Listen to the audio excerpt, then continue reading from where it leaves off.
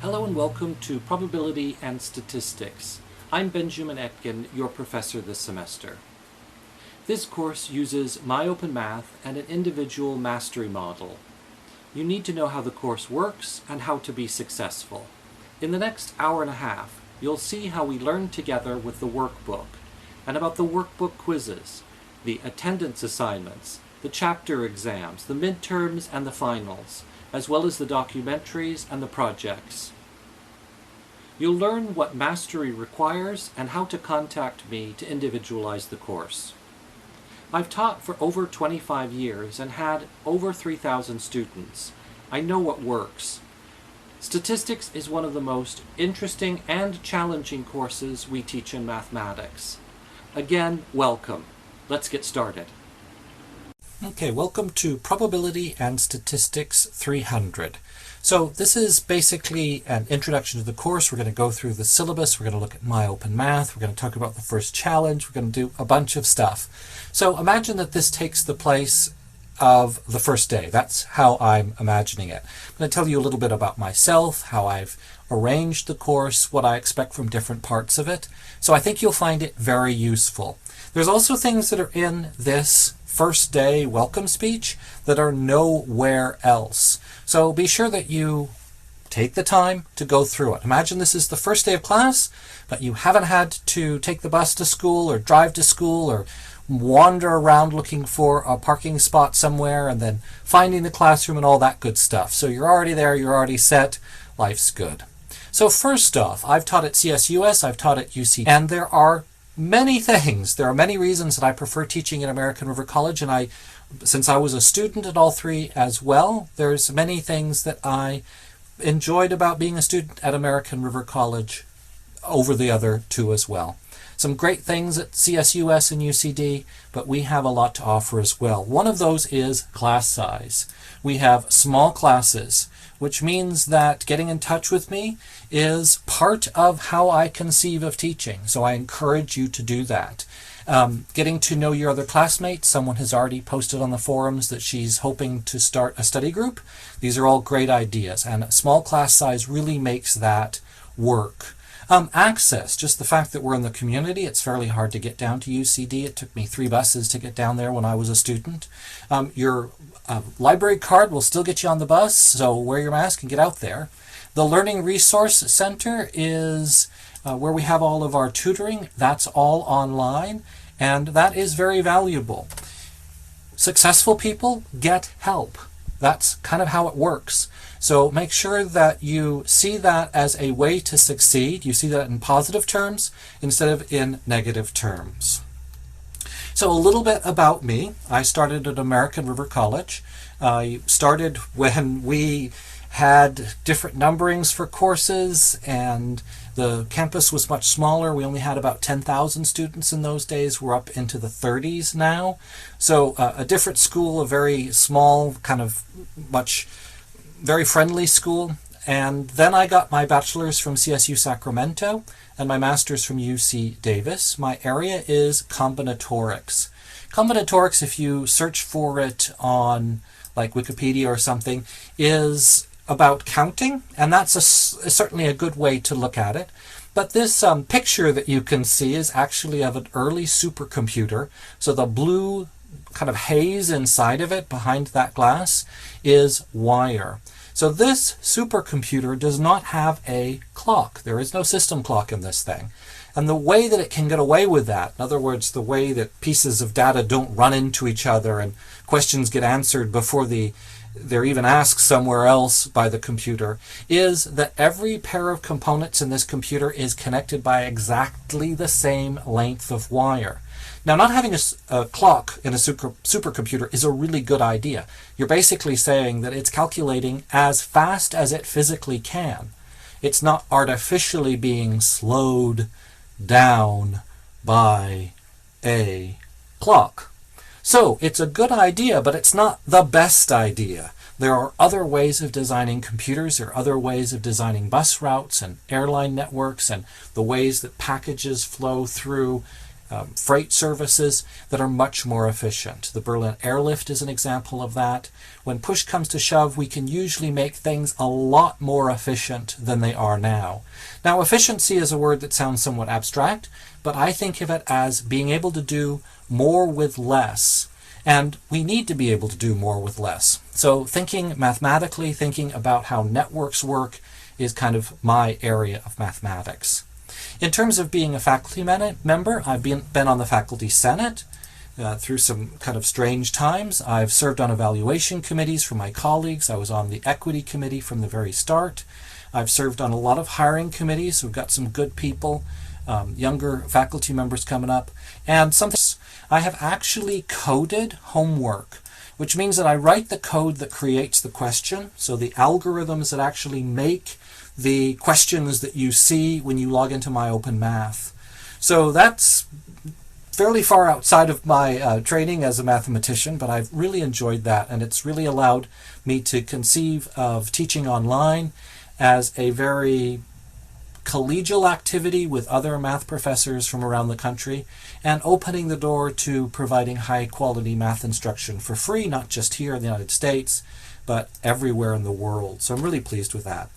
The text was written by Kate Kozik. She is a community college professor in Flagstaff, Arizona, and has created an excellent text. I created the workbook and many of the videos, well, all the videos that accompany the workbook. There's texts out there I've written, algebra texts, and all sorts of good stuff. So right now I'd like to introduce our first challenge. So I'm going to point that out. The challenge is due at the end of the week, and that is, so I'm going to pull up where that is so we can see that. Okay, so here's our workbook. You've got either the printed version already or emailed me for the PDF if it hasn't come yet. And if we scroll to the table of contents, you can see that there are several projects, and the first one is this welcome project that occurs on page 141. And so let's pull that up. So here's project 1 from page 141 in our workbook. Notice that there are some warm-up questions. So there is a video for this already posted in MyOpenMath. So if you log into MyOpenMath, the first thing that you'll see is, let's go to the student side, is the attendance homework forum and the project 1 video. You can click on that and that'll step you through that first project. So there it is, and I've got it muted so you can't hear it. Let's back out of that and notice that there is then a extra credit you started. So that's our first challenge. Let's go back and just look at it for a little bit. So the first 2 questions basically are about how English works with mathematics and how often in English we don't use it correctly, but we expect people to understand what we mean even so. And the next 2 questions are basically asking us to start to think mathematically.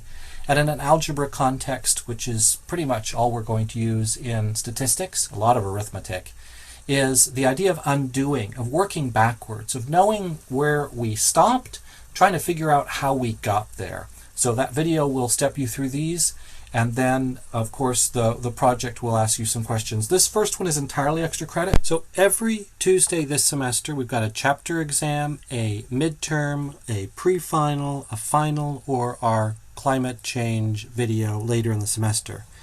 But for the first week of the semester, I've done things a little bit different. So instead of having an exam this week, we're going to have our first documentary, which is NOVA Prediction by the Numbers. So let's talk about that. This is an excellent introduction to a statistics course. It gives you a sense of what statistics does, its history, its power, how it's being used today. It is a great way to start the semester. If you've already seen it, you know that it's very good. It'd be excellent if you could watch this with members of your family, people you live with, just to give them a sense too of what you're trying to accomplish this semester. So that's one difference. Instead of an exam, we're going to have an exam covering a documentary this first week. The other difference is that instead of it being due on Tuesday, it's going to be due on Friday. So the same time as that challenge. So let's take a look at this. I'm going to pull up the syllabus. So here's the syllabus. I'm going to scroll down to the bottom of that first page, and I'm going to click on the hyperlink to NOVA Prediction by the Numbers. So this takes you to American River College's library. If I want to see it, I can click on Films on Demand. It'll ask me to log in, so I'll do that. So it's an hour long, 53 minutes. It has a lot of people in it who you may already know. And if not, then this is a great introduction to statistics.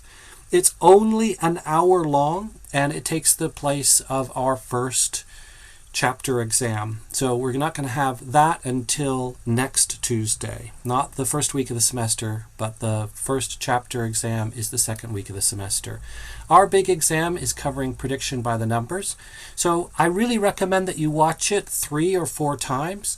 Take notes. There will be an exam on it. So let's take a look at how that will go. So if we go into My Open Math, we can see that this semester, let's go to the student side, good. And we've got that documentary NOVA Prediction by the Numbers. So this first link is simply another way to get into it. So you can use the syllabus, or you can use that link from inside of My Open Math. Now, watch it once just to get a sense of what it's trying to accomplish, just to see the topics that it's covering. Watch it again and take really detailed notes. So at that point, be pausing it and making sure that you've captured what you need to from it. Then there's a sample exam. Notice that that is due on Friday, but it is entirely optional. It's a sample of what the exam will look like in terms of the number of questions. So you'll have about 10 minutes and 5 questions. It'll be free response, and you can do that anytime. Every student will see the same 5 problems, and then of course those few problems won't be part of the collection of problems that the exam itself is taken. Sitting right next to you, you can get started. So here's a question. It says, after the ox weighing context was over, so that's a nice little bit of context to remind you from where it was in the documentary, and questions that I chose to put on the sample, just to give you a just like the project. So as a summary of what is due just the first week, we've got the welcome video. You're watching that now. There's another welcome video that discusses the projects. There's the homework forum. It would be great if you could get into the welcome forum and introduce yourself. There's also the first project, and that has a video, and then there's the project itself. There's the documentary, a sample exam, just to check out your notes to make sure they're good enough and that you can answer those questions from your notes in the time limit. And then, of course, the exam covering our first documentary as well. And if you're new to My Open Math, if you haven't used a calculator in a while, or if you want to see the power of entering stuff, remember there's that Getting Started file as well. And that will close on Tuesday. Now let's begin the syllabus in My Open Math. So there are no makeup exams. You need to attend, and you to do what would have been considered homework in another course, basically ensuring that it's working for you, that you're in the right place and you're doing the right things. So I've broken this text into this course into several pieces. First off is the text skills. So skills, just how to do things using your calculator, not a lot of critical thinking going on there.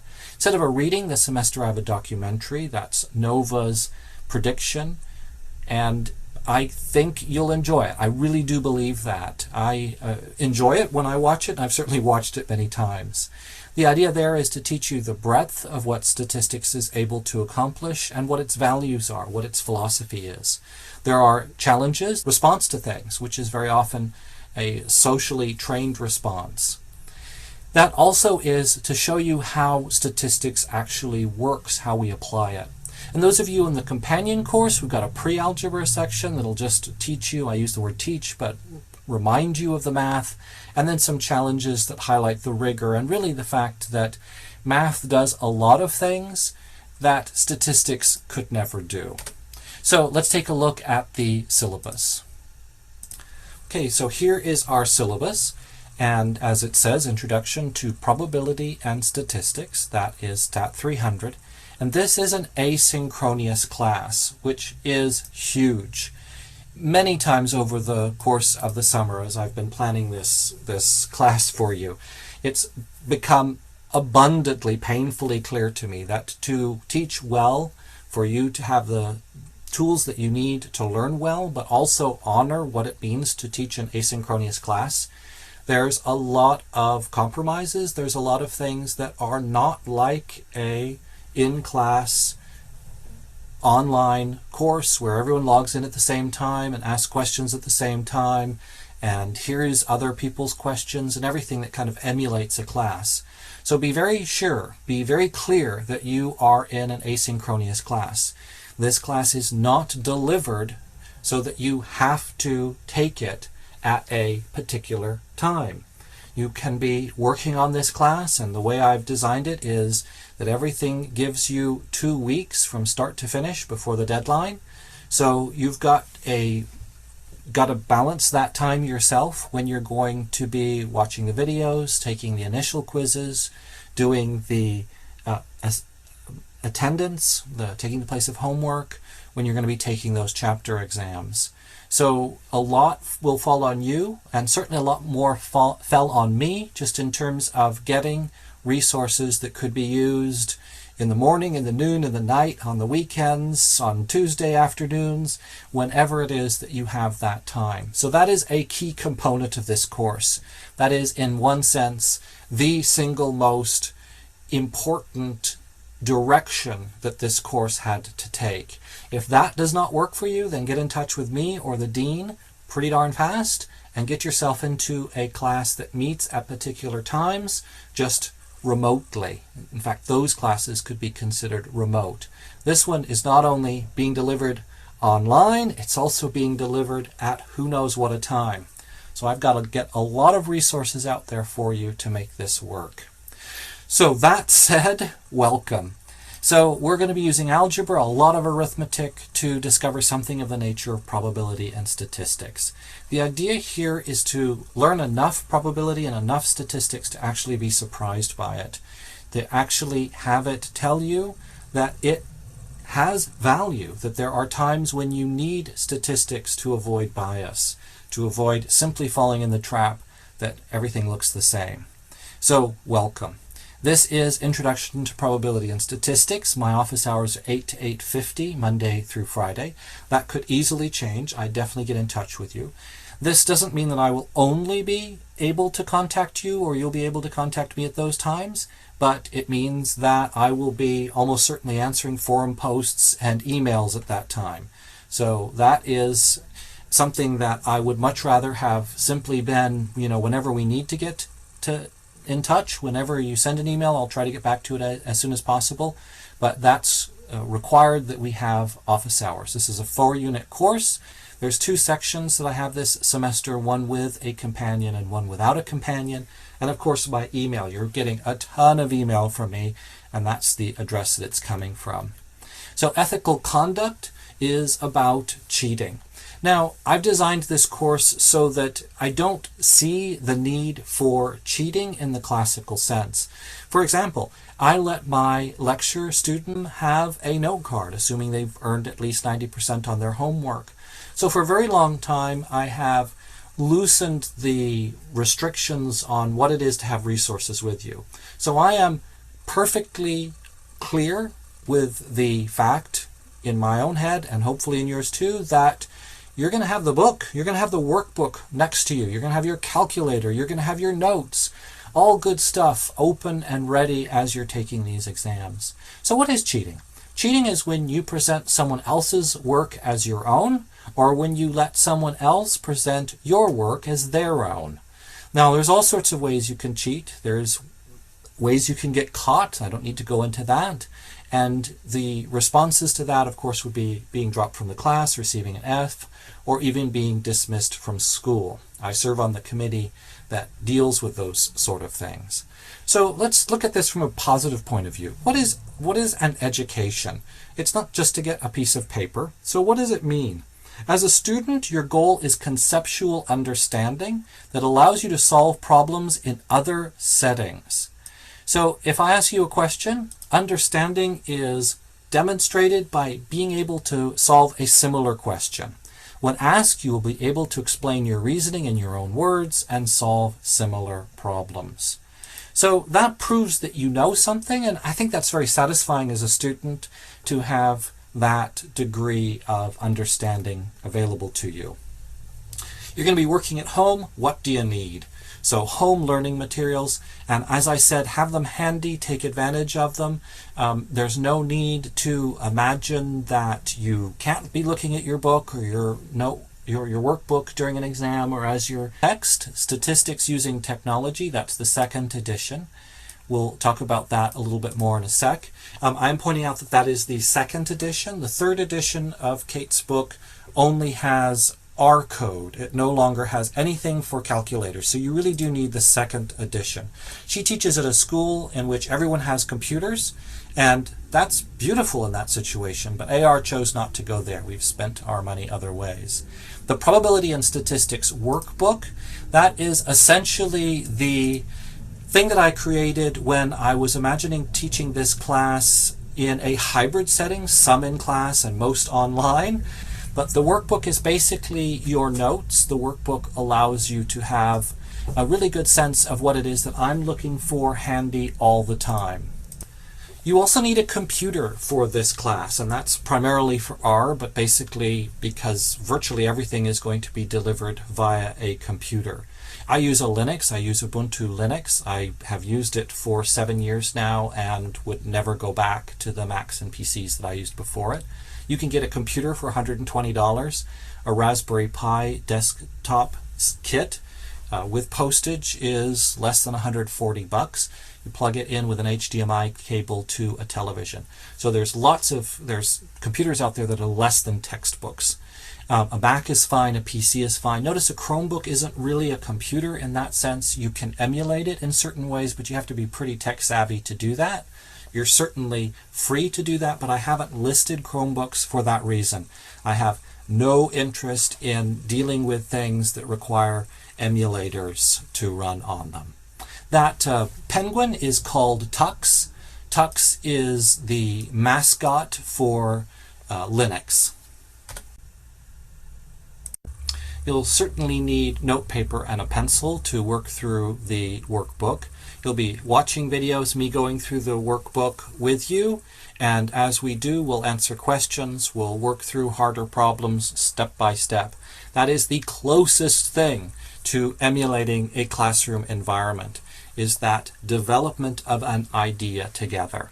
So pencil and paper for that. The paper more for when you're working through your homework so that you've got notes for the midterms, for the chapter exams, and then of course for the final as well. A TI-84, you need to have the course applications installed, that is Bell and FitTest. Bell and FitTest are both inside of MyOpenMath. They're inside of that course information tab, and you download them to your computer and then use the cable that came with your calculator and the TI Connect software to load it from your computer to the calculator. There are so many advantages to using these two applications. FitTest makes the end of the semester such a pleasure in comparison to what it would be without that. And the entire middle of the semester will be using Bell. These are two applications that were written by a colleague at Fort Steilacoom Community College in Washington State, and they are great. So I have his permission to use those and distribute them. They are really helpful. Let's look at one of our first quotes from Albert Einstein. How is it possible that mathematics, a product of human thought that is independent of experience, fits so excellently the objects of reality? We don't perform experiments. Modern statistics, Bayesian statistics, accepts the idea of simulations, of stochastic methods, but in general, math is done in the brain, or in a computer's brain. It's not done with the cool toys that scientists have. If you come into a math classroom, there's a whiteboard in the front, there's desks, and That's it. That's where math happens. We don't need stuff. We don't perform experiments. Math is deductive. We take relatively straightforward truths and we see what the consequences of those are going to be. This is a very philosophical question. So when you're thinking about this, if this captures you, you're definitely headed into mathematics or philosophy. It is an interesting question because math, of course, precedes science. There has to be developments in math before there can be any development in science. And, of course, none of that is done with experiment. It's done independent of experience. It's done entirely in the human head, a product of human thought that is independent of experiment. And I have a lot of theories about this. As a mathematician, I find this a fascinating question, and I hope you have some time to think about it as well. Okay, now we're looking at the required text, Statistics Using Technology. That's the second edition by Kate Kozik. There's the ISBN, so you can get it all sorts of different places, and then a hot link into Lulu. So let's take a look at that. So I'm clicking on that link and it's taking me to Lulu, and I can add it to the cart. 458 pages, and the author I attributed to Kate Kozik. The next is the required workbook. That's what you'll be using basically in place of class time. So you'll be watching the workbook videos and following along. Again, following that hot. It costs a little bit more because it's spiral bound, and that allows it to sit flat on your desk as you turn the page, which makes it a lot easier. It's not trying to close itself like a perfect bound text would. The homework and videos are all inside of MyOpenMath, as is the forums for asking questions and a bunch of other things. When we go into MyOpenMath, you'll see that. There's the second place that the course ID and enrollment key are. You've also got my email showing you the instructions to log into MyOpenMath and do that. Another hot link, this takes you to MyOpenMath itself. The next link is to the statistical application RStudio. It also requires R. Our documentaries are NOVA's Prediction by the Numbers and Climate Change by Numbers, parts 1 and 2 from the BBC. And then our second quote is from Galileo Galilei. The book of nature is written in the language of mathematics. I think it's a profound thought to think that behind all of nature, beyond all of science, is mathematics. And I think that that's exactly what Galileo was saying with this. To understand nature, human nature, our societies, our economies, our pandemics, our ways of producing things, all sorts of stuff, we really do need to understand mathematics. I allow my students to use calculators on exams, the midterms, the finals, in a lecture class, and you'll be in the same situation. The next topic, of course, studying and attendance, which has to pass this class. Not doing homework, but studying, thinking about it. There's a difference between doing and thinking. Thinking is a different kind of doing. It's when you're abstracting and generalizing concepts. Those are the two hallmarks of mathematics. If you can generalize, if you can abstract, you can lose the specifics of a problem and see the big picture. You can understand everything at a glance. Studying, and I'm reading this again, is the single most important task to pass this class. Give yourself time to study regularly. So study the section, read it. But you'll hear the same words in the online lessons that I give you. You'll see the same words and the same concepts in the videos. So when you're doing this, think critically about it. This is the one setting that you are completely in control as you read. So read, look back at a section, look at an example, really be critical. So read that section of the text, note any new ideas in the section, make sure that you can explain any new ideas in your own words. Now that's a hard thing to do, but it is terribly important to be able to put ideas into your own words. If you've got questions, write them down or go straight into MyOpenMath and post something to the forum. Make clarifying notes as you work through the homework.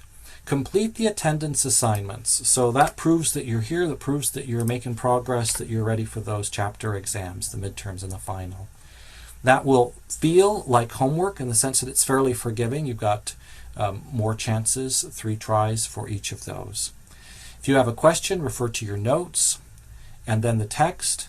If the text can't answer your question, post it to the forum. And then read the next section of the book.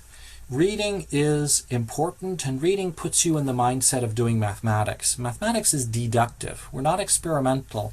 We start from a big idea, and the text will lay that out for you. Reserve at least 1 hour for studying each day. At least 1 hour for studying each day. If this class is here and there and you try to log in and get stuff done 1 day a week, it will be tremendously difficult. And that I wouldn't wish that on anyone. So break it up into little pieces. Work a little bit each day and 9 hours each week. 9 hours each week is the average. There are chapters in this book that accomplish a lot. We have 1 chapter on binomial distributions. We have 1 chapter on probability. So make sure that you've got more in reserve than 9 hours. Make sure that your friends and your family and the people you work with know what it is you're trying to accomplish this semester. And know that there'll be times when you'll be working 15 hours in a week.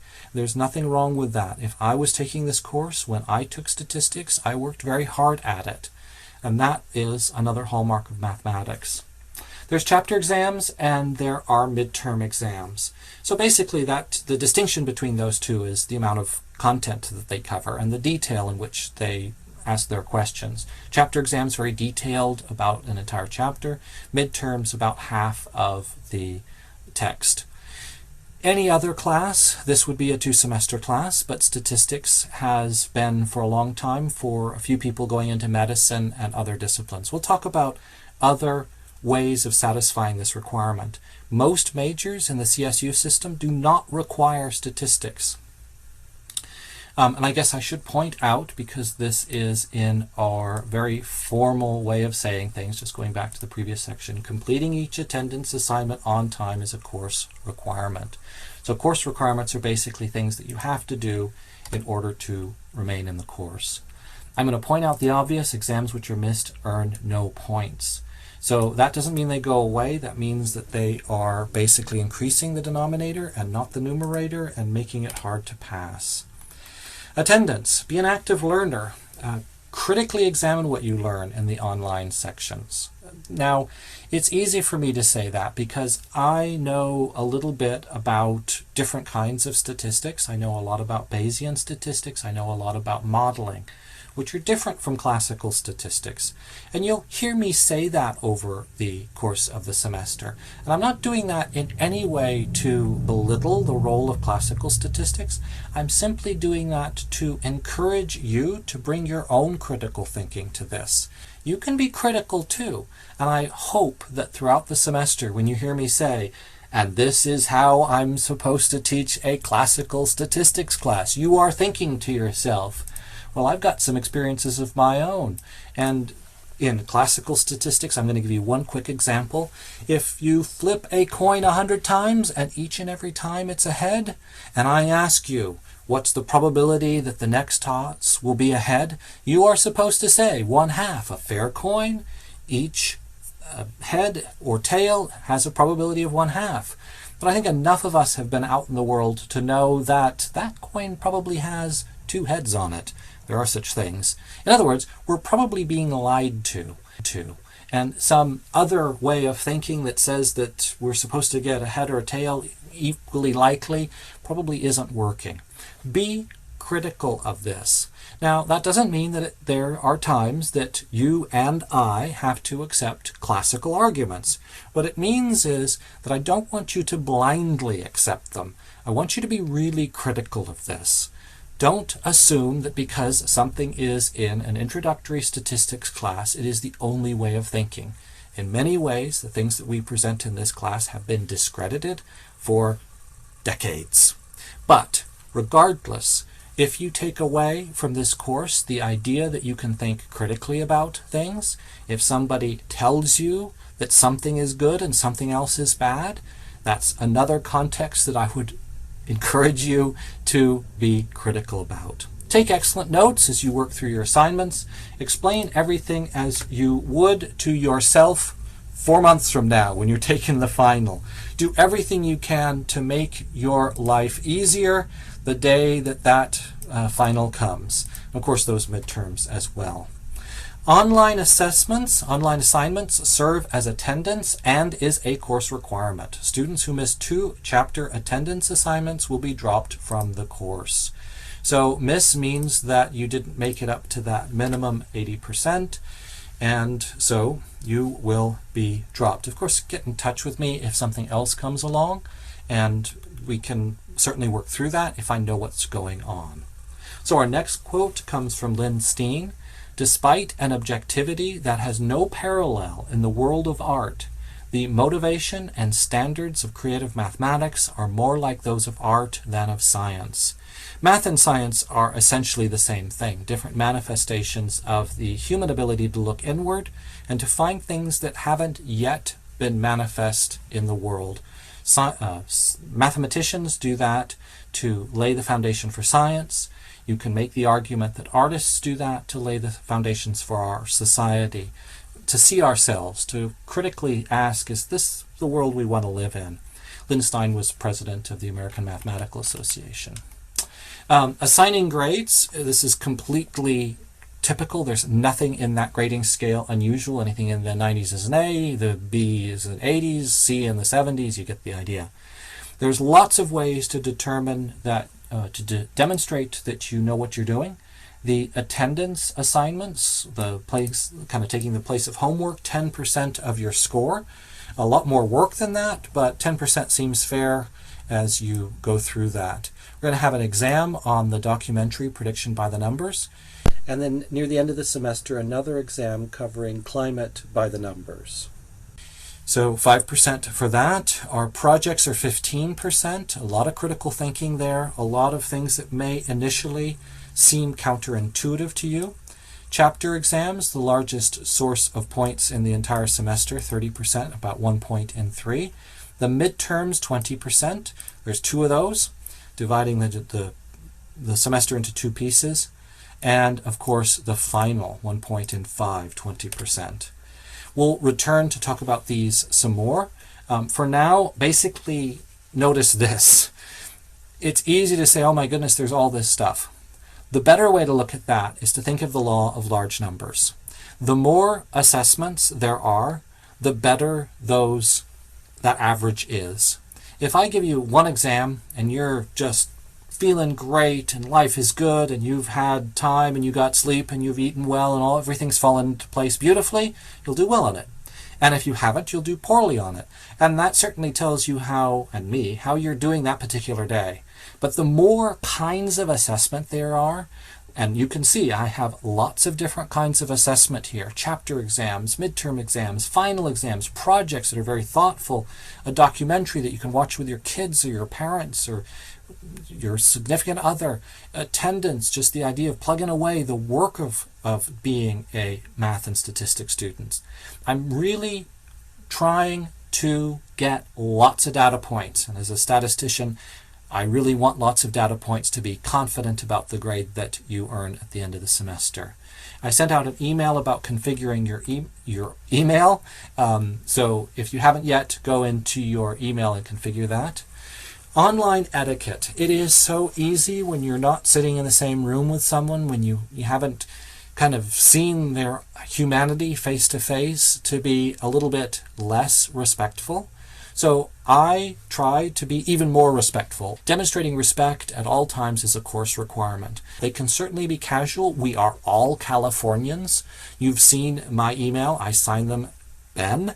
My name is Benjamin. You do not have to call me Professor Etkin. You certainly can call me Professor Etkin.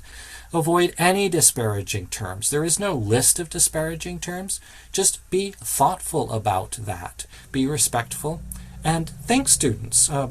The majority of the answers, the vast majority, are going to come from your colleagues, from other students. I'll be in the forums. I'll be monitoring them in case there's anything terribly strange. I'll certainly provide feedback behind the scenes directly to any students who answer questions, but be thankful for that. It's nice that we live in a society where we have enough technology that we really can share in a convenient way what we're good at. Dates to remember. There are some holidays, amazingly. If you end up working on them, you can say that they're investments in your future, in your children's future. You know, if you take care of your parents, you can see it as an investment in taking care of them. And then our last quote, maybe most important in some sense, from the Reverend Martin Luther King Jr. The function of education is to teach one to think intensively and to think critically. Intelligence plus character. That is the goal of true education. I would rather teach at a community college than an Ivy League school, and that's because I have taught at American River College full-time for 18 years, and I can tell you that, just like I was when I was a student at AR, we are thoughtful people trying to make the world a better place, and there is nothing better than that goal. So intelligence plus character, that is the goal of true education. So as this semester progresses, there may be days that you think to yourself, I can't get this idea. Well, remember what the Reverend Martin Luther King said. Character also counts. Sticking with it also counts. Asking questions, that counts. Being thankful when someone helps you out. I'm certainly thankful when people help me out. There's going to be a lot of things this semester that will try that. That'll try our patience. That'll try just the amount of work that we have to do. And at some point, you'll have to, I hope, remember this and think kindly on yourself and everyone else around us trying to do the best we can.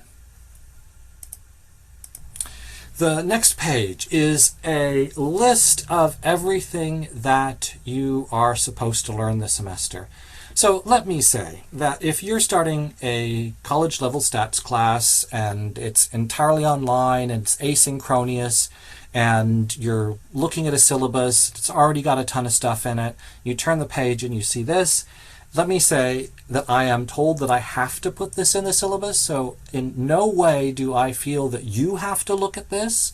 This is a legal document, and so when you're looking at it, this is basically saying what you're going to be tested on. But if this was me as a student, I would ignore it. I don't think there's anything to be gained from looking at a humongously long list of things that I will be learning. So there it is. Has to be there. It's there. If you want to read through it, I mean, it's kind of funny. You can start grabbing some funny phrases and start using them in your life. I mean, have you done any least square regression today? I think you probably should.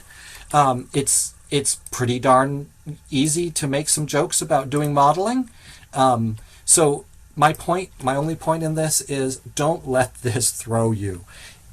Anytime you look at a new index for a text or a new semester, there's going to be a lot of things there. Remember, I have to put that there. I do not expect you to read that. There's a ton of stuff there, and we've got a long semester, and I've been through this class many times. We can pace ourselves and we'll be able to get through. The pursuit of excellence in the face of adversity is invariably matched by the glory of the result. Now, let's be very clear on what that means. That means if you're the first person in your family to go to college, the glory of that result is greater than someone who had an easier time. The amount of work that you put into this makes that result that much more glorious. And that's a photograph I took on Twin Peaks in San Francisco, just a beautiful plant growing in something that looks completely and utterly inhospitable. My office is right here in the corner of Howard Hall. The bus stops are where they've always been. There's the number 1 stop right out in front of my office. Here's the number 82 stop that I use to get home. We do have a final exam coming up. It's hard in our society to sustain an interest in hard things. It's easy to sustain an interest in stuff that's advertised on television, stuff that is easy to consume. It's hard to dedicate yourself to math, science, engineering, technology, or medicine. And so seek out people who are going through that same process and make friends with them. And when you have left this class and you want to keep in touch with a mathematician, you're certainly free to keep in touch with me as well. Okay, last but not least, any changes that are required to be made, I will certainly tell you about that via email. I've been teaching for 18 years. I certainly don't expect that to be an issue, but I'm always open to making things better. Notice that everything happens on Tuesday for the main course and for the projects on Friday. So I've broken those up. So first off, welcome. So there are some welcome assignments that are due. When we talk about MyOpenMath, you'll see that. There's also a welcome project. I've shown you that already. That's extra credit. That is the only one that's extra credit, just designed to get you into the routine, to have your attendance, chapter exams done on Tuesdays, and to have your projects done on Fridays. What this means, if you're wondering what a calendar means in an asynchronous course, it means this. It means that these are when the deadlines are. I'm going to allow you to get into not only that week's assignments, but always the next week's assignments too. So you've got 2 weeks to get things done. So whatever that means for you, whenever you've got that time, these are the deadlines. So make sure that you see that things have to be done by this time. And when we get into MyOpenMath, you'll see that when it says Chapter 1, for example, on September 1st, there's a lot of things that go into completing Chapter 1. So a lot needs to be done by Tuesdays, and then a lot of thinking needs to happen by Fridays. We have 2 midterms as well, so let me scroll so that we can see both of those. Now, at this point, you might be thinking, my goodness gracious, so many exams, so many different kind of exams. The questions for the midterms are taken from the chapter exams.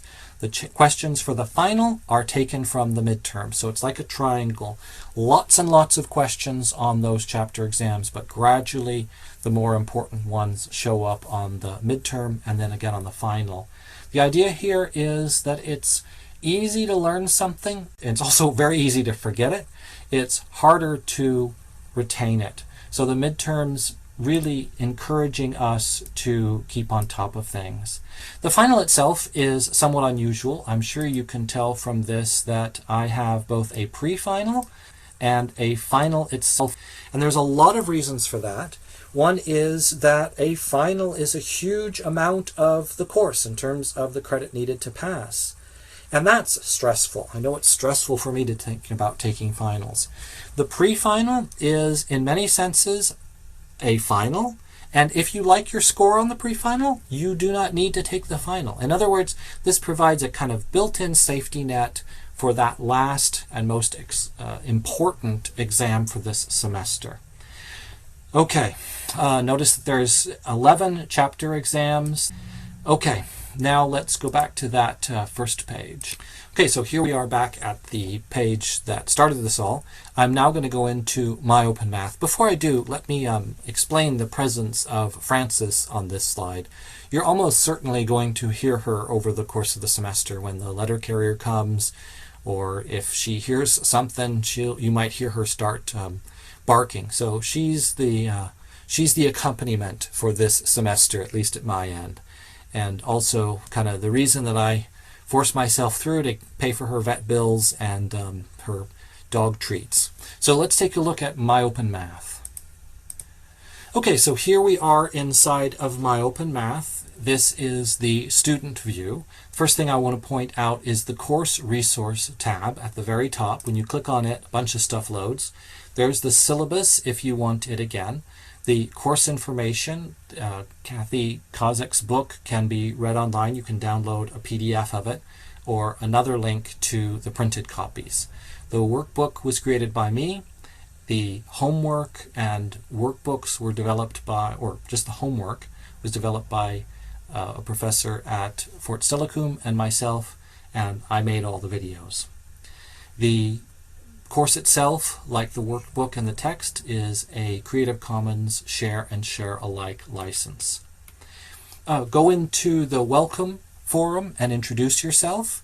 There's 10 points up for grabs for doing that. And basically, it makes me feel good that I know that students are in and ready to get stuff going. So getting started is our first assignment. So let me click on that and show you what's going on there. So it says that 90 points are possible. It says that it's due on Tuesday by 11:55 p.m. It looks like I already started it, so let me do this again. So it's basically an assignment that ensures that you know how to enter things calculator style. So MyOpenMath has the ability to use parentheses just like your calculator does, and you'll need to do that as grouping symbols. So it says we're supposed to enter this number 7.1234 and submit that, and it says, yep, I happily did that.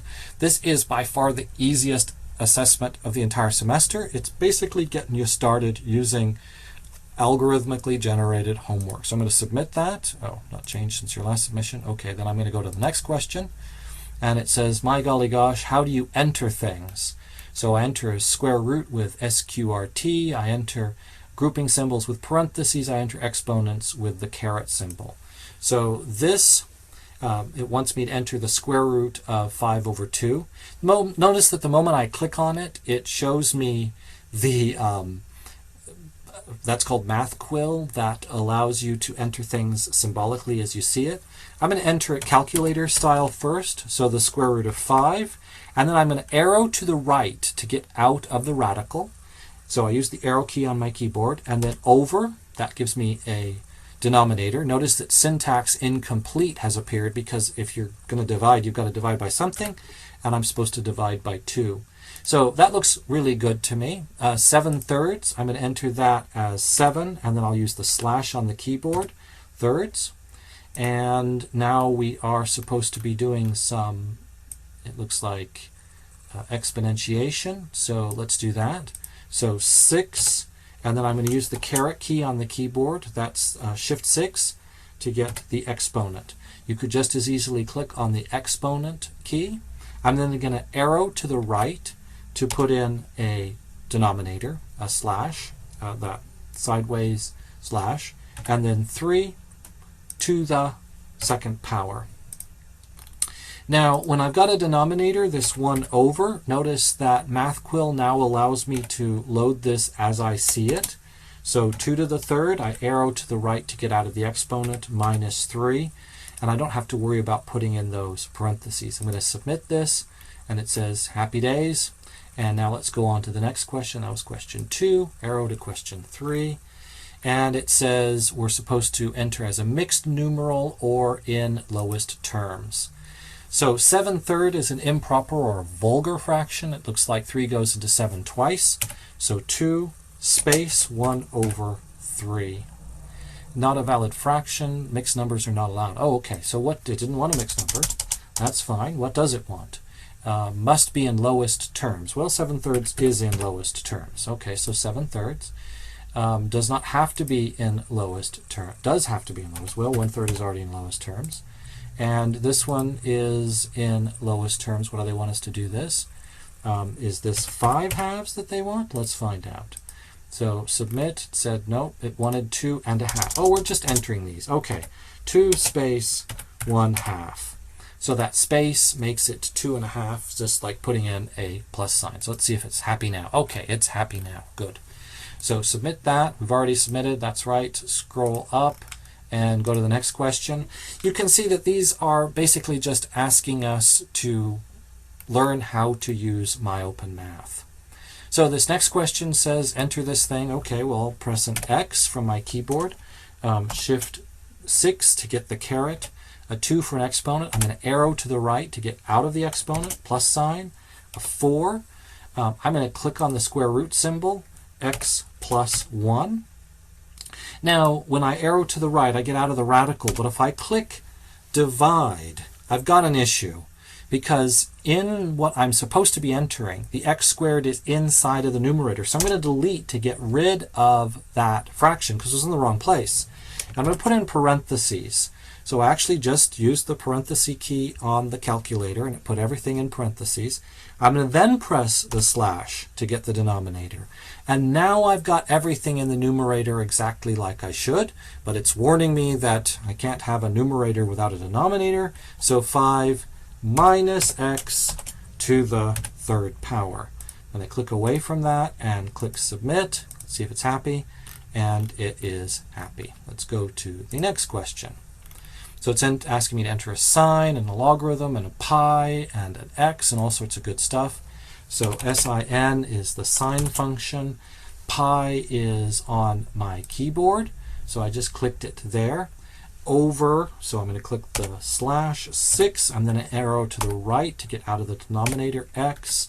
I'm going to arrow to the right to get out of the parentheses, plus the natural log is a function from intermediate algebra.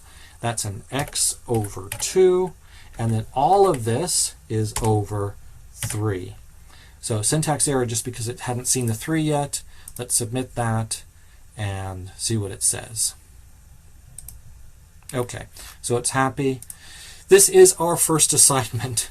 Try selecting right below. Well, let's see, there's a lot of wrongs. I think I will select right there. So there's a radio question, lots of radio questions this semester. We're matching the sound with the correct animal. So a cat, we say a cat meows. So cat is C, you're already bored with this.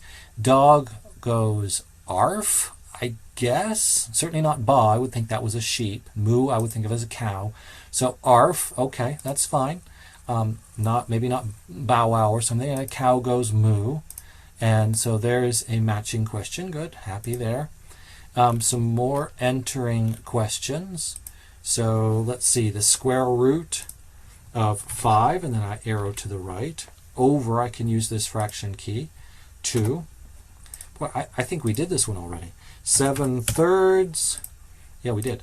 1 over, and then the denominator 2 to the third power, so that exponent key.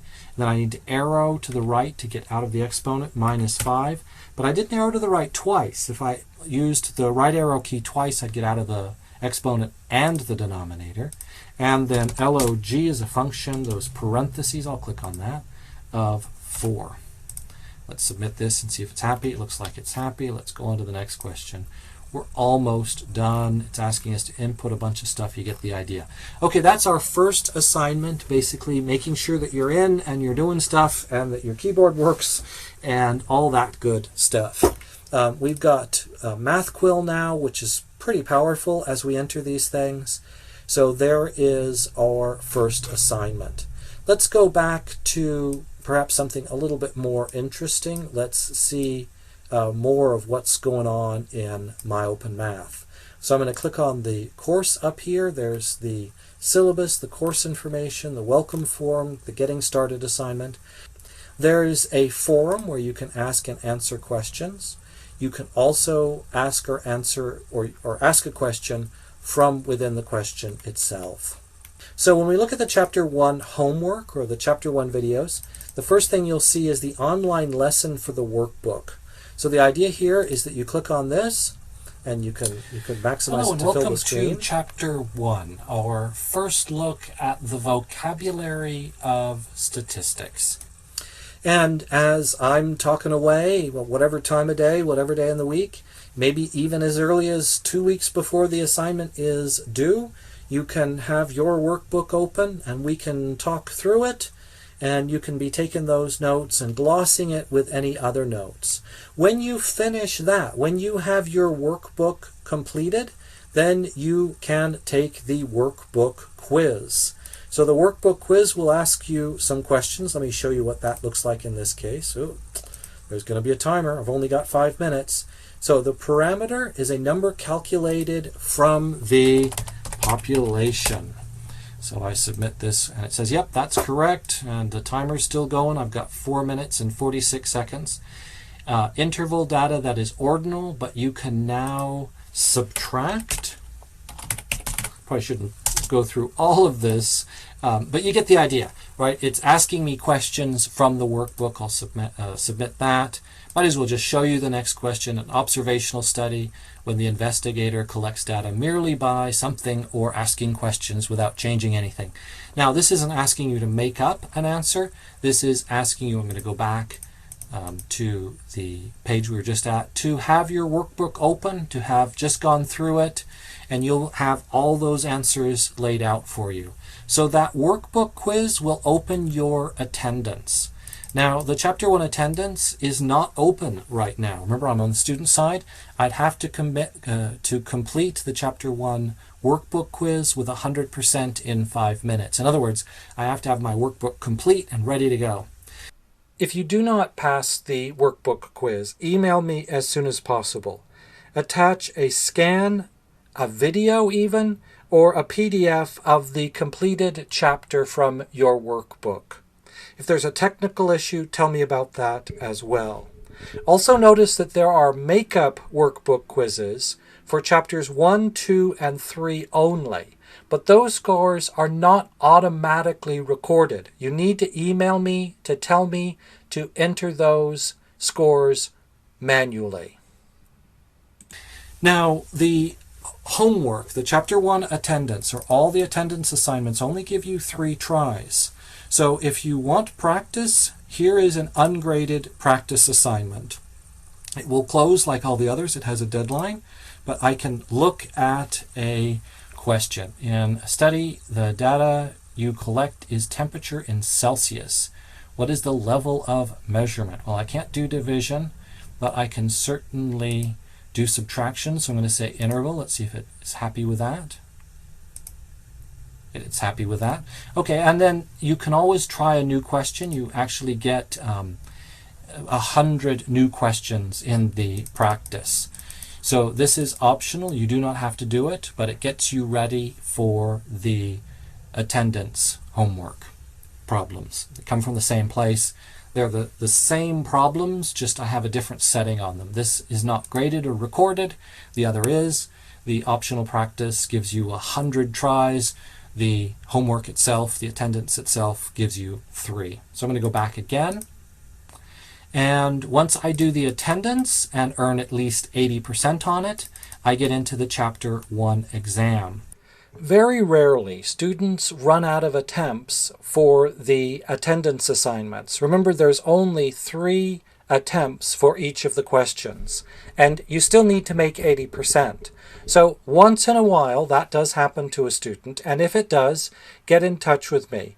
Most of the time, it's as simple as going into the optional practice and bringing that up to 90%, telling me about it, and then I'll enter those scores manually.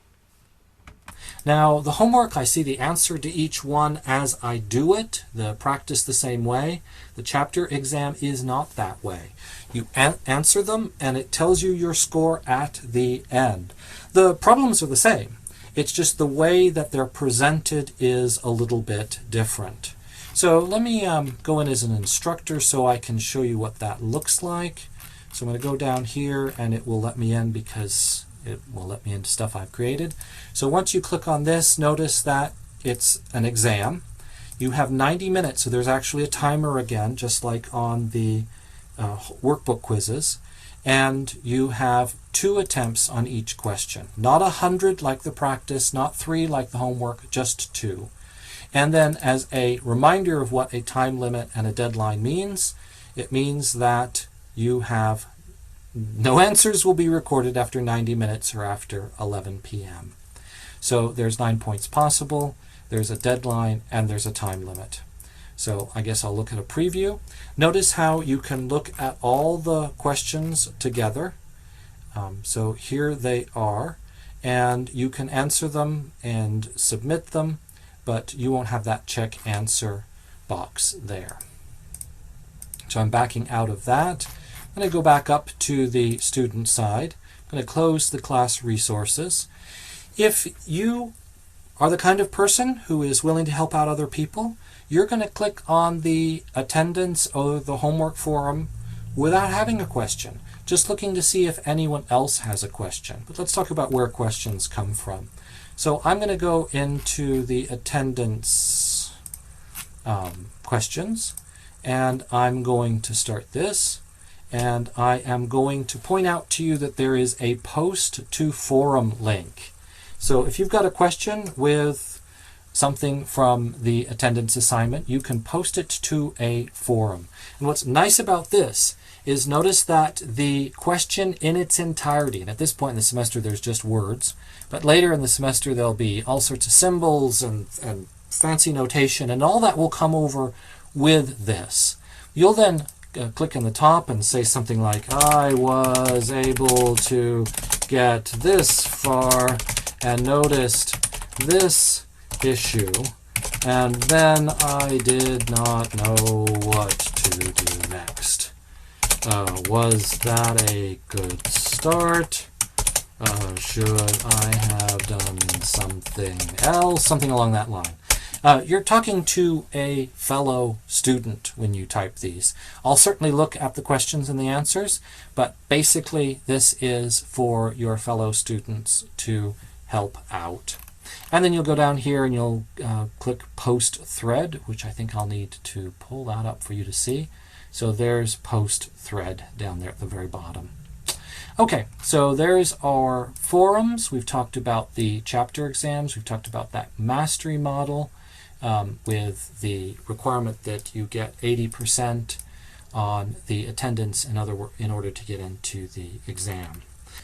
Okay, so there is MyOpenMath. You'll get used to it. It allows us to do a lot of things correctly with correct mathematical notation, with graphs, with tables, with all sorts of good stuff. Sometimes I throw in some extra videos that I either mention in the workbook video or are just interesting. So here's one about how easy it is to ask leading questions, and another from classical statistics about how you talk about cause and effect. Okay, so that's our look at the syllabus and MyOpenMath. Let's look at the next page. I want to talk about my role, how I conceive of teaching, how I conceive of encouraging my students.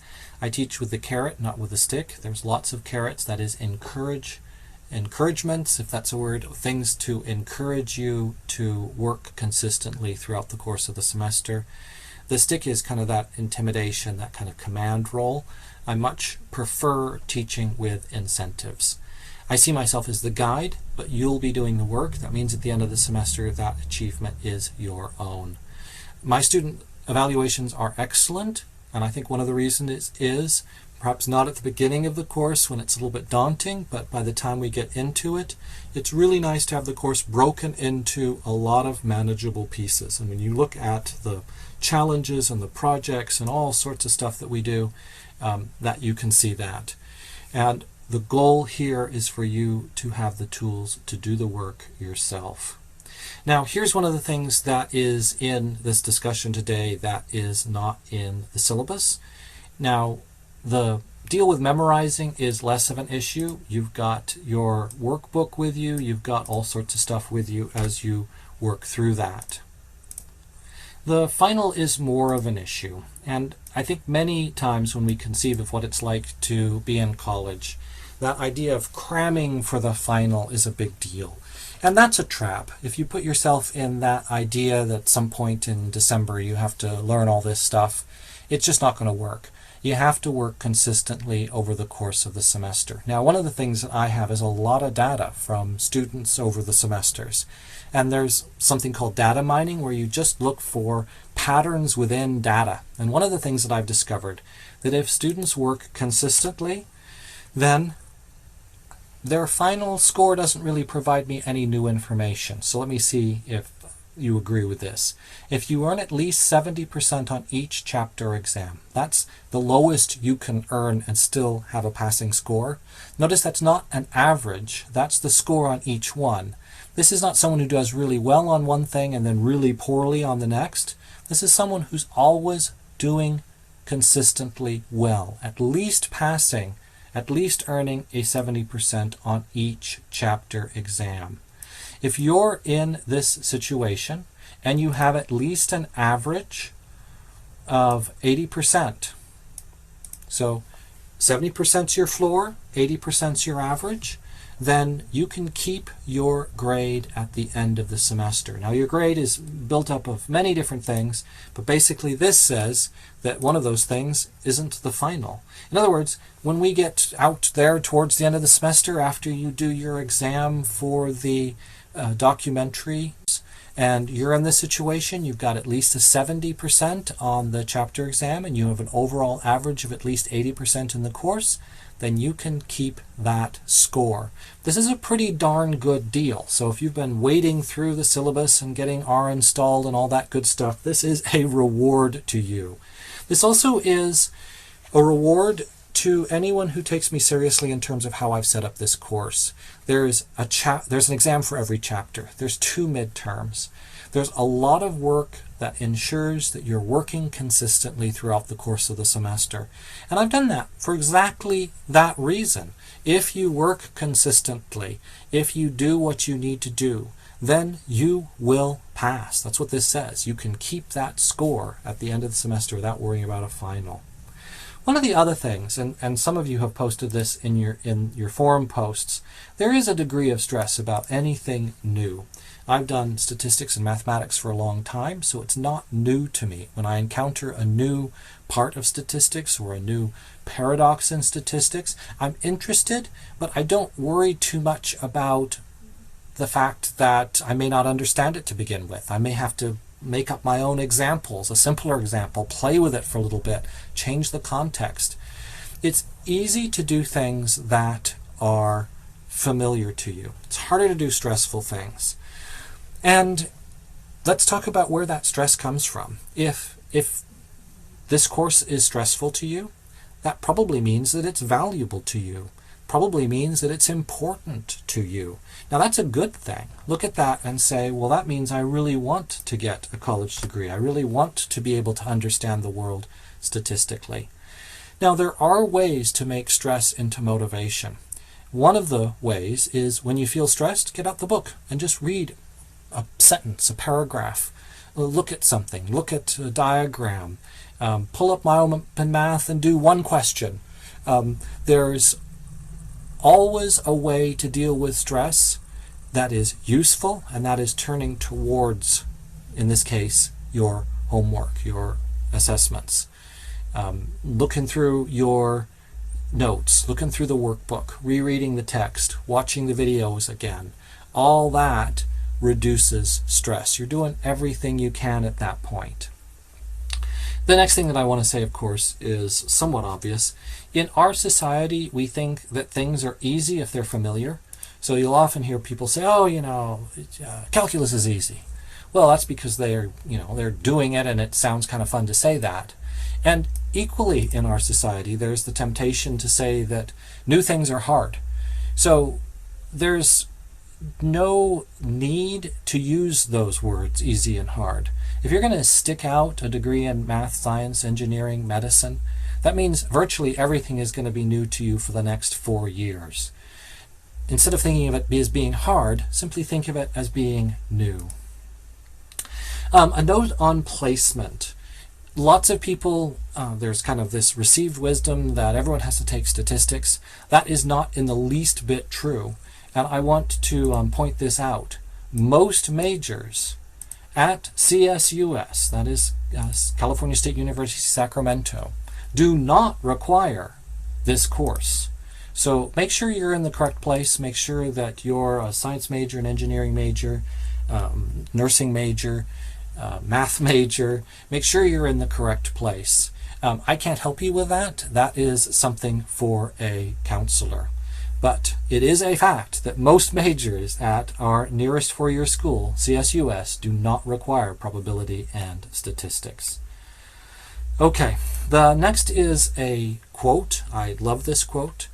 It is, I think of this as meaning that math is the most human of pursuits. So give me a second to read this. Artists and humanists embrace complexity and ambiguity. Mathematicians, in contrast, work by obsessively defining terms and stripping off extraneous meaning. The almost neurotic insistence that every term be rigorously defined and every statement proved ultimately frees one to imagine and talk about the unimaginable. Most people, traumatized by school experiences of mathematics, know all too well that mathematics is the most meticulous and demanding of disciplines. But few get to see that it's also the most liberating and imaginative of all human activities. Absolute precision buys the freedom to dream meaningfully. And I would say that that includes all of the sciences, that includes medicine, that includes technology. The idea of dreaming meaningfully. What a beautiful idea, and what a wonderful door that mathematics can open for anyone willing to go through it.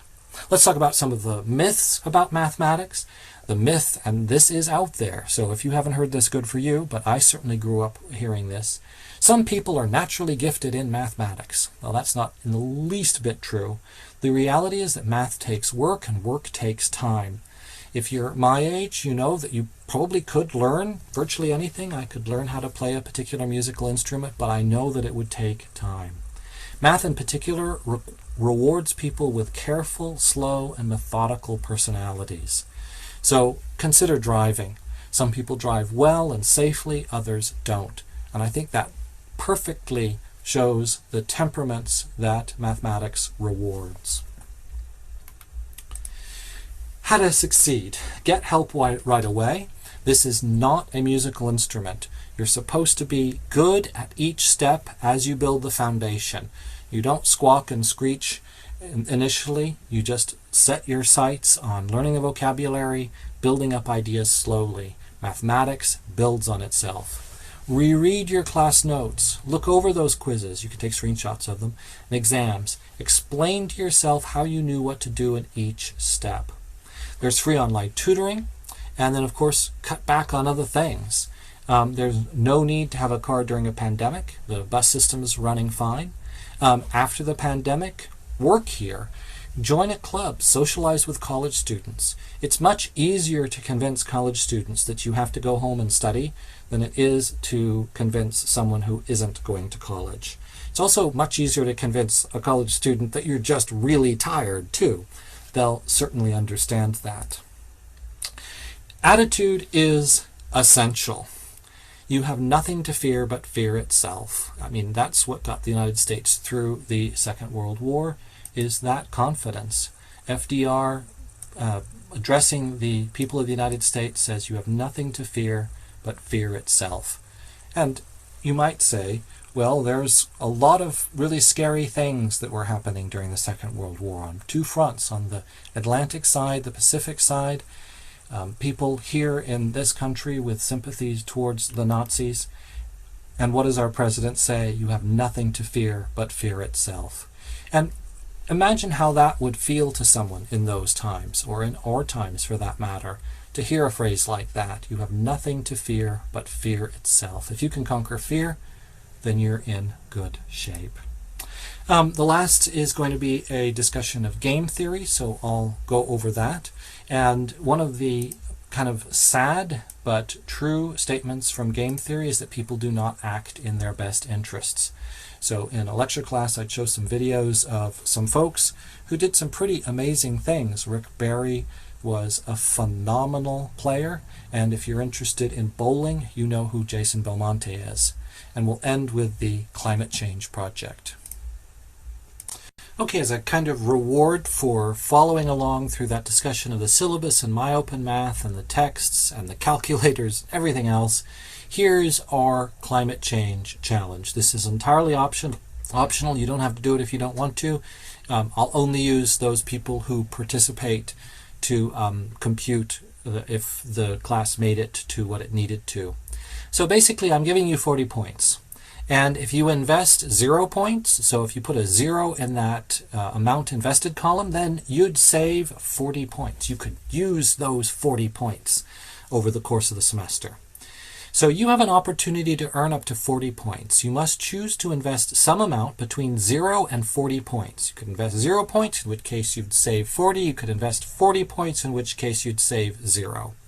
The rest is saved. If the class average of the investments is at least the amount needed, then you may keep your saved points. Otherwise, all the points are lost. So So basically, this is one of those questions where you don't know what the amount you need to invest is, but if you don't invest enough, then you're wiped out. So climate change is a perfect example of this. This is a question from game theory. It's an interesting question because it really isn't between you and the question. It's about the rest of the class. Many students will say, well, I'll invest a little bit, hoping that it'll work, and then there's a chance that I'll save a lot. Maybe they'll invest 10 points, and then they'll keep 30. But almost certainly the class average needs to be way more than that. I'm not going to tell you exactly how many points the class average needs to be. This is about your expectations for your colleagues. Do you imagine that they will be interested in saving as many points as they can? In which case they'll invest a lot. If you invest 30 points, and think about this, if everyone in the class took this line of reasoning of investing a lot and only saving a little, then almost certainly if everyone invested 30 points, then that'll be enough, and you can save, everyone would be able to save those 10. But the moment you think about this, the moment you think, well, if everyone did that, everyone would get 10 points, then what's the disincentive for someone to say, well, maybe I'll only invest 10 points. Then I get to save 30 and the rest of the class will carry me along. Now, some of you might say, well, I'd rather have something than nothing. And really, that's kind of an obvious statement if you're thinking about this in a very rational way.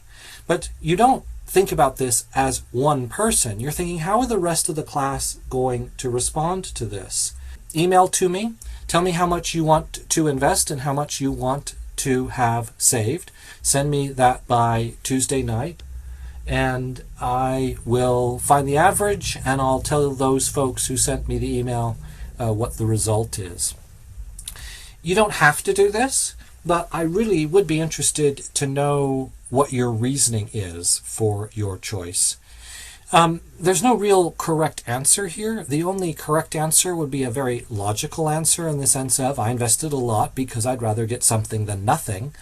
But, we're people, and this is the mathematics of the way people behave in groups. It's called game theory.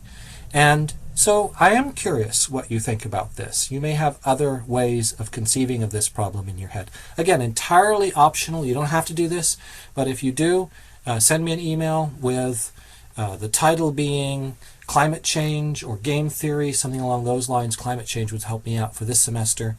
And the amount invested, the amount saved, and then your discussion of why you choose that. And with that, welcome to a new semester. Welcome to a look at statistics.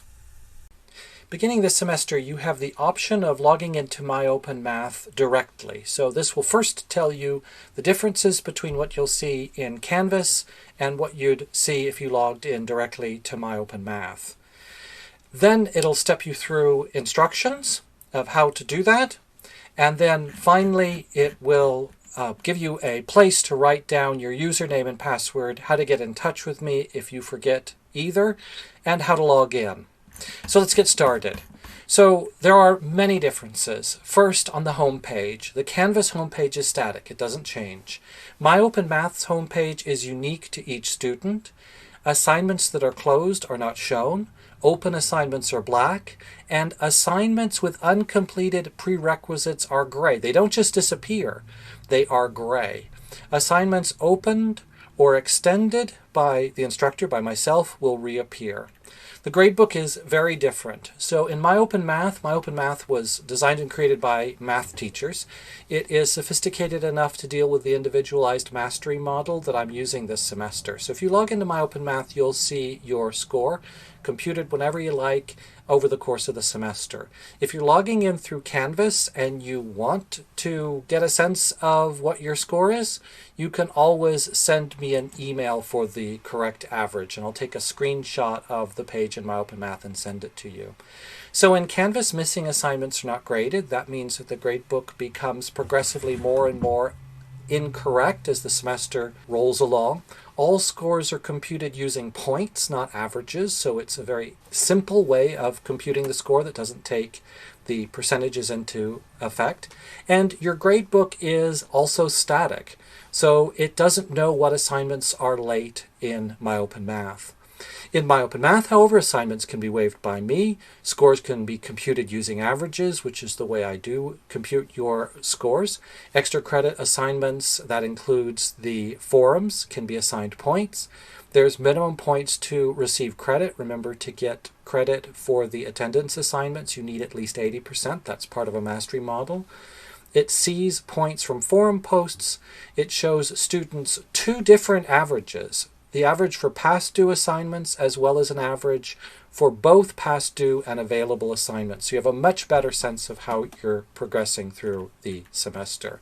The forums in Canvas are simply text. The forums in MyOpenMath are linked to an assignment. They include the tables, graphs, mathematical notations, all of the things that MyOpenMath has comes over to the forums. And if you post a solution, an answer, some notes, some ideas on how to work through a problem, I can give you credit for that. The calendar in Canvas, you see a pattern here, is static. The calendar in MyOpenMath is unique to each student, so it allows assignments to move with the due dates. And there's a link from the calendar to the assignments. And you're welcome to log in straight to MyOpenMath to get all of these features. Now, if this is something you're interested in, ask your teacher or counselor if you can access the course directly. If you wish to access the course directly in MyOpenMath, do the following. So first, you need to log in through Canvas. That means that your grades will be passed back to Canvas, your scores from MyOpenMath. That establishes a connection and ensures your credentials. Next, email me telling me that you want access to the course directly in MyOpenMath, and there's my email address. You can reply to any email from me. I'll reply with your username and a temporary password. Now, if you forget your username or password, email me. I can get either of those for you again. Actually, I can't get your password, but I can regenerate your password and give you another temporary password. Do not log into the course through Canvas again. Then go to MyOpenMath. Once you're in MyOpenMath, enter your username. Remember, I will have given you that and your temporary password, and then click Login. In the upper right-hand corner of the screen, click on Settings. That's right after your name when you log in. Make any corrections to your name. You can put accents and things like that into it. Change your password, enter your new password and verify your new password. Enter your current password, and that's the password that I will have given you in the email. Enter your email address, that way I can get through to you inside of assignment. Click to receive email notifications of what's going on. Post your school photo, and then click Update Info. Now, once you've done that, I think this last page would be very useful to print out. Write down your username and your password. And then a reminder that if you lose your username or your password, you'll get in touch with me. And then how easy it is to log into the course directly into MyOpenMath. Just go to myopenmath.com, enter your username and the password you created, click Login, and then depending on how many other courses you're taking in MyOpenMath, click Courses You're Taking, and then look for our course. And I do recommend that you keep that information handy. So, very exciting this semester. A lot of things that I'd kind of taken advantage of and my students really liked in MyOpenMath for the last decade are available to us again by directly logging into MyOpenMath. Let's talk about how your grades appear in MyOpenMath and then Canvas. If you enter the course in MyOpenMath, you see the correct scores and weighted average at any time all semester. These scores match the syllabus and are correct for each student. The gradebook in MyOpenMath is able to accommodate the individual mastery model used in this course. So let's look at an example. There's two total columns, past due and available. Past due. Total only includes items whose due date has passed. Current assignments are not counted in this total. In this example, the student has earned 70.4% on all those assignments whose due date has passed. Now you're also going to see past due and available.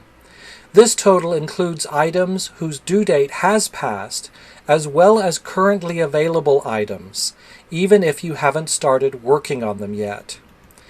In this example, the second midterm is available, but the student has not taken it yet. Let's look at the midterm column.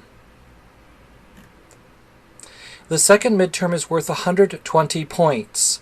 The previous score of 105.6 over 120, that is 88%, in the past due column here is shown as 105 over 240, that is 44% in the past due and available column,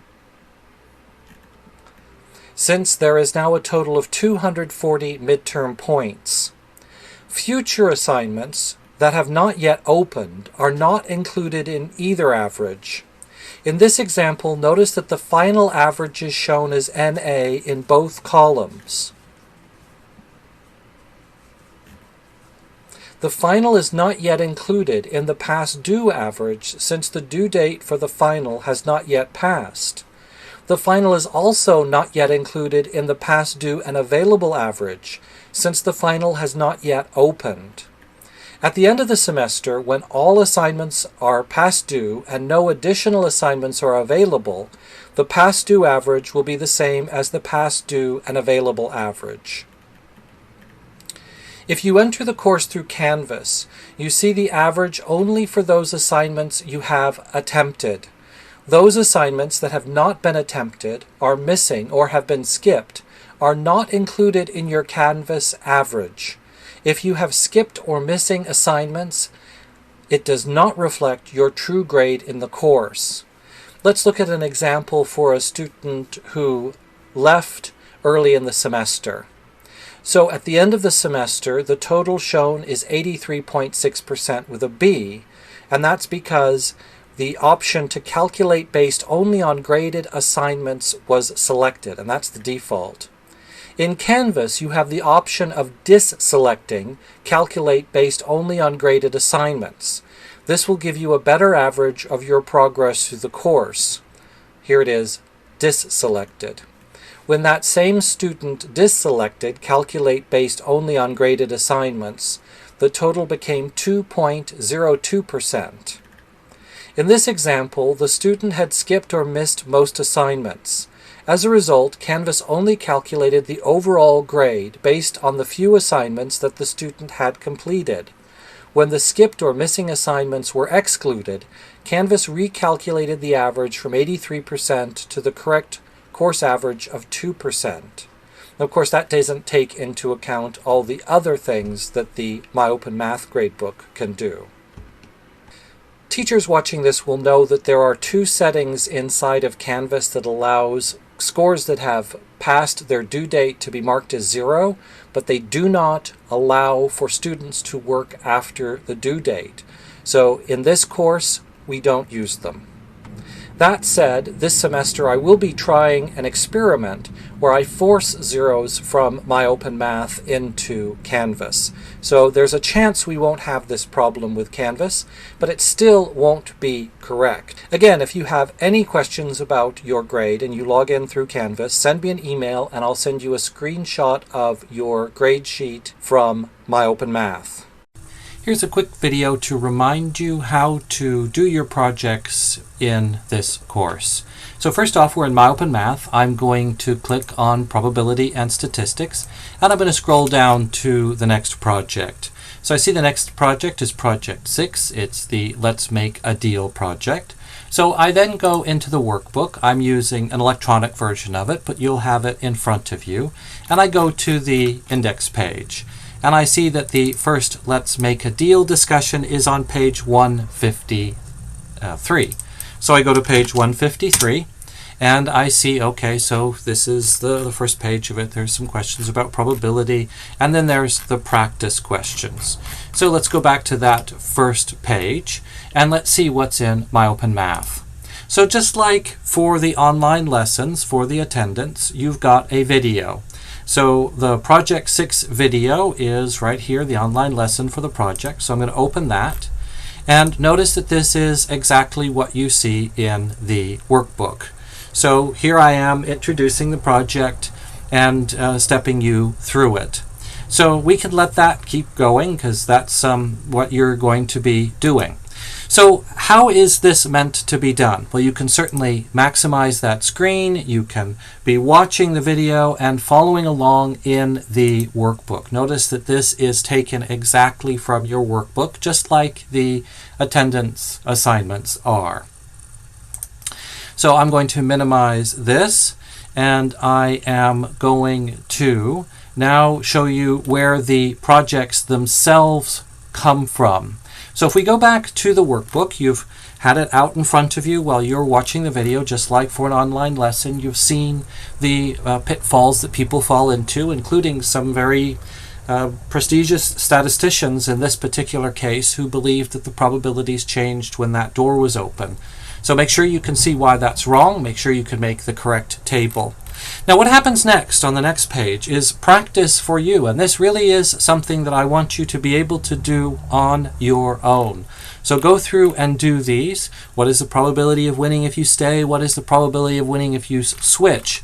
Now you're going to do this paper and pencil.